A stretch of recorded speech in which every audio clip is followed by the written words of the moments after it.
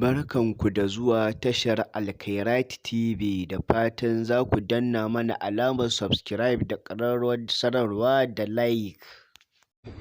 Ni fim sana'ata ce, na yi ta a baya, ina yi a kan yanzu, zan ci gaba da yi har Mahadi ya bayyana, har lokacin da za a ɗauki numfashina in koma ga Allah.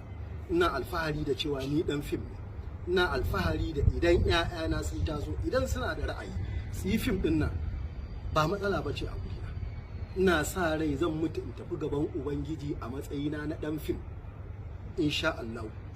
Ba na nadama da wannan, ban taɓa nadama da kasancewa ta a matsayin ɗan fim ba, ko daidai da na rana ɗaya. Wannan malami yake cewa a 'yan fim babu mai addini, babu mai addini kam, 'yan fim babu mai addini. To duk da cewa babban mutum ne, dattijo ne, mu a tarbiyyar gidanmu ba daidai ba ne ka fito ka zagi wani wanda ya girme ka, balantana wanda ya haife ka. To amma a ɗabi'a irin na shi wancan mutum da suke kiran shi Dr. Jaki na Dutsen Tanshi, na ga bai raga wa kowa ba. Duk girman furfuranka, duk ƙanƙantanka a matsayin yaro, zai bi ta kanka ya zage ka, in ta kama ya maka ashar ya maka ashar, wanda wannan ba koyarwa bace ta musulunci, ba koyarwa bace ta addini.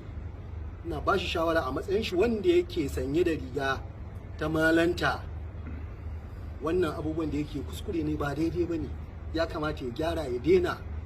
Mu alillahi alhamdu, idan ya zage mu ba sabon abu bane a gurinmu, mun saba daukan zagi fiye da wanda ya yi mana ba.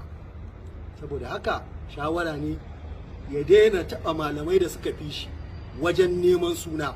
Sai idan mutum yana neman suna to kuma yana iya yi. Idan mutum yana neman suna, shi yasa ake taɓa manya-manyan malamai da suka fi shi, suka fi shi ilimi, suka fi shi a gurin Allah ba. To sai ya baro kansu kuma ya lallabo jikinmu saboda duk dai yayin suna. To Dr. Jaki ai, Allah baka.